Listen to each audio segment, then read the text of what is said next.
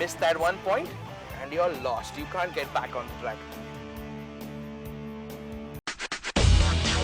Leg 2 began after a 33-kilometer liaison to a place called Jalwali, and special stage 5 was as sandy could get. The hardened Thunderbolt team of Suresh Rana and Ashwin Naik had taken the lead after last year's champion Sunny Sidhu fell to the sands in leg 1 due to an engine seizure. Run in the night, the first stage we clocked the fastest. We caught up Sunny around 20 kilometers into the stage, and we had a good run with him, chasing each other. Close behind him were veterans Gaurav Chiripal and Nikhil Pai in their Vitara, aiming to inch ever closer. Actually, I caught up between the top fight between Rana and Sunny.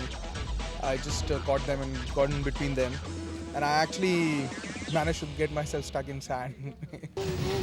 SS4 was pure loose sand, the desert as seen on TV. 44 undulating kilometers, easy to get lost in. Keep it on the road, that's the main idea. Basically, the lead is 8 minutes and we don't want to lose that lead, and we want to increase that lead. The deciding stage for today, because apparently there are sections where people could get stuck really hard.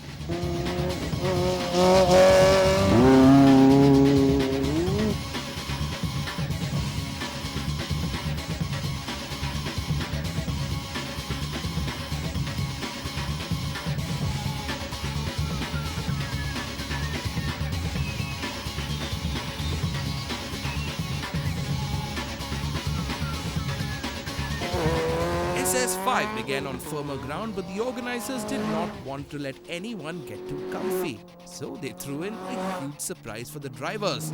When he gets into it and he suddenly finds that he doesn't have a trace, he just has waypoints, it throws him a little off. But because he knows, somewhat where he has to go, he goes through the stage, and now he's a little more confident of doing this in the future with just waypoints. So as we go along, the next edition of the Storm is going to have many more stages, or stages which have sections which are only on waypoints.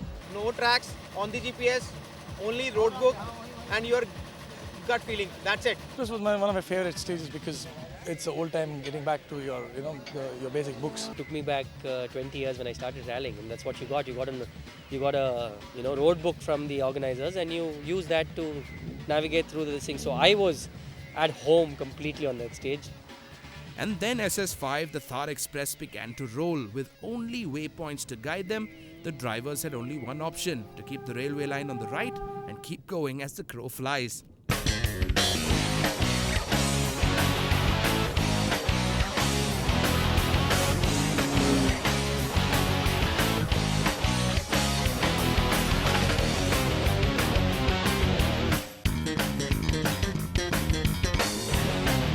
Jaisalmer was where we stopped for the night. Tomorrow, we'd be entering Gujarat and into the Ran of Kutch.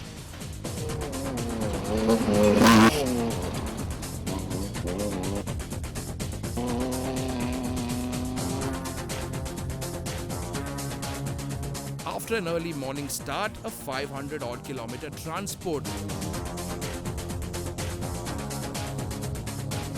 The drivers arrived exhausted at the start of SS7, the Twilight run.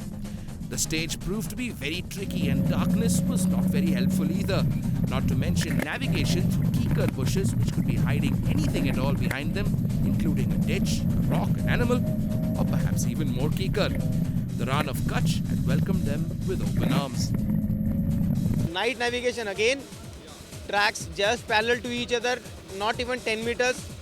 You take first left, you are gone. You take the right one, yes, you are on track. But again, very fast stage. The speeds of 120, 130 we got. But yes, got stuck because there's a lot of sand. Na? Dust was a major issue, other than the people who are starting really on the first, second.